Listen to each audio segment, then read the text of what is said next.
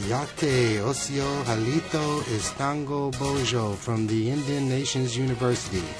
You're watching Haskell News. I'm Raquel Butler, and this is Haskell News. As the new year has come, so have many new freshmen. Here's some of their thoughts as their first year has begun. As a freshman, many thoughts run through your head when you first get to college. Mackenzie Williamson states how she felt when she first arrived. My first impressions were everybody seemed pretty nice. They were like welcoming and just seemed like regular community. It's a lot different than high school. Classes, you're expected to do everything on your own instead of the teacher like helping you like she would in high school. Now it's just like you're out there by yourself. This year we had such an overflow of freshman girls that many of them got placed in Osio Keokuk Hall. Mackenzie was one of those students. Being in OK is, I think it's better because it's not just, it's co-ed, so you don't have to deal with just girls, and I hear that the rooms are bigger here. Shauna, a freshman from Pocahontas Hall, explains how Pokey can help freshmen. Well, they have like a lot of events for us, so that's pretty cool. That way we're not all in our rooms all the time. They have us doing activities.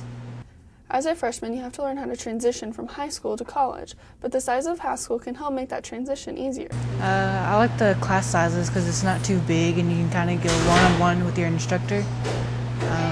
The homework, it's okay. It's not too hard or anything for freshman classes. I really like it. All my classes seem to be like decent size, not like my public speaking class is relatively small, but I like that. And none of them seem to be over like 30 people or anything like that, so it's nice. It's not too big. Walk to the other end within a couple of minutes. I mean, don't have to wake up early for your classes because you can be right there. It's also hard for freshmen to move away from home into something that they aren't used to. Being away is not really that big a deal right now. I feel like it might be down the road a little bit just when I start getting homesick, but I haven't yet, and I've already been home once, so. Tyler explains what was toughest for him in the beginning. There isn't a whole lot of country people here, honestly. Like, there's a couple on the football team, but I have not found any people that are really country. So it kind of felt out of place. Welcome to Haskell Indian Nations University. If you need any help in your transition to college life, contact the Student Success Center in Sequoia Hall or the Counseling Center. Haskell students are worried about when Wi-Fi will be installed in the Roe Cloud dorms. Bringing you the story is Ryan Gibbs. It's just another sunny, beautiful day at Haskell Indian Nations University Roe Cloud dormitory.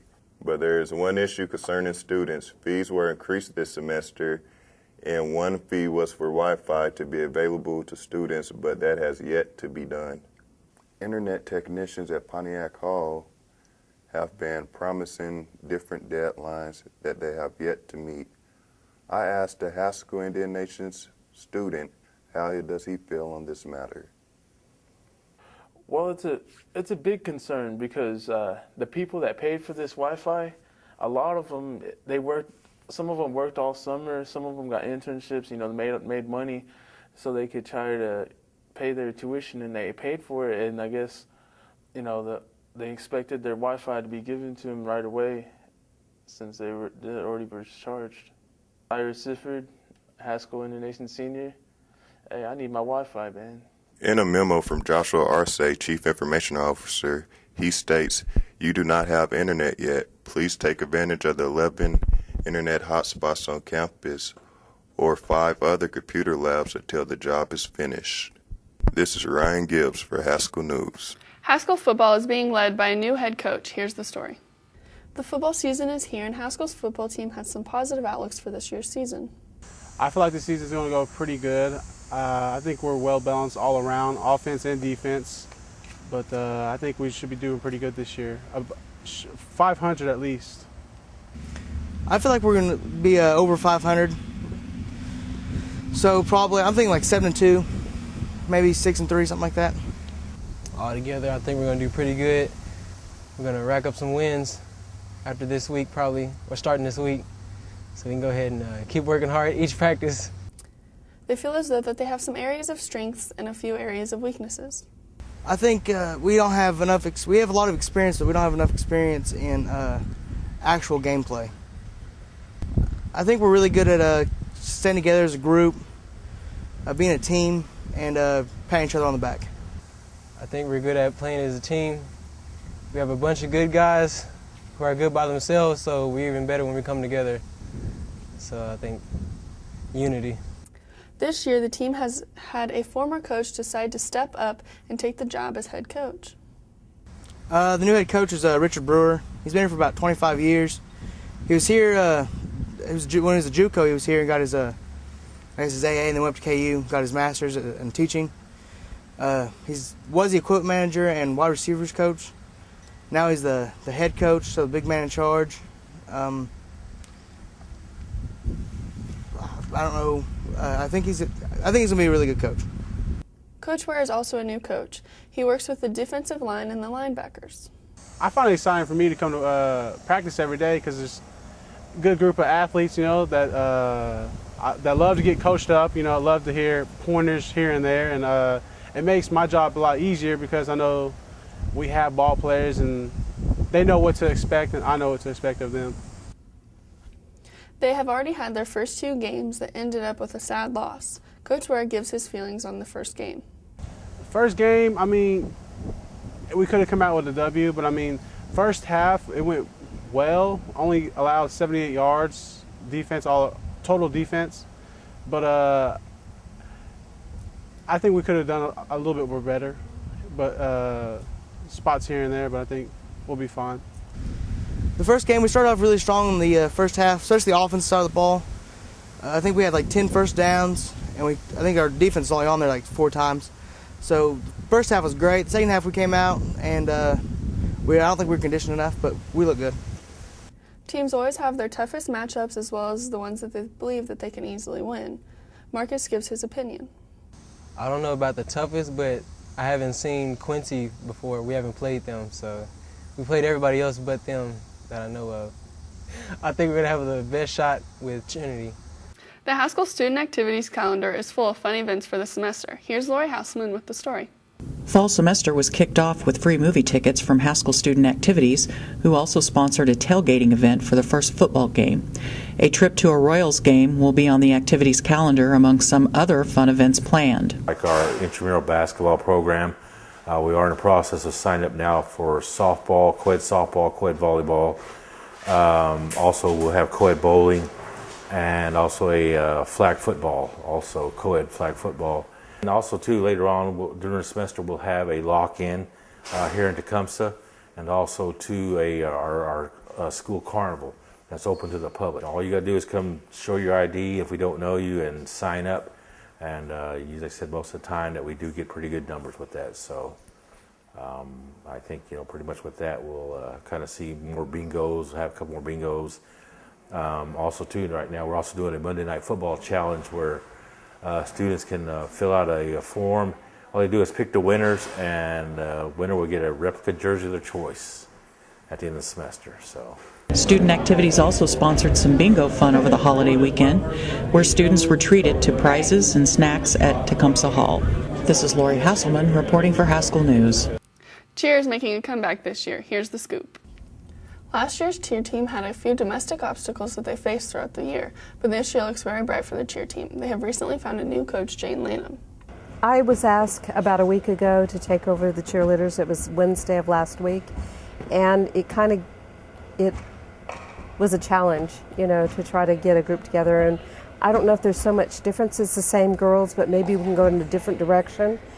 And because of the time crunch, we didn't really have tryouts. I just took everyone who was interested, and we got together, and we had the cheer and dance team from last year kind of get together and teach them a routine, so they could learn.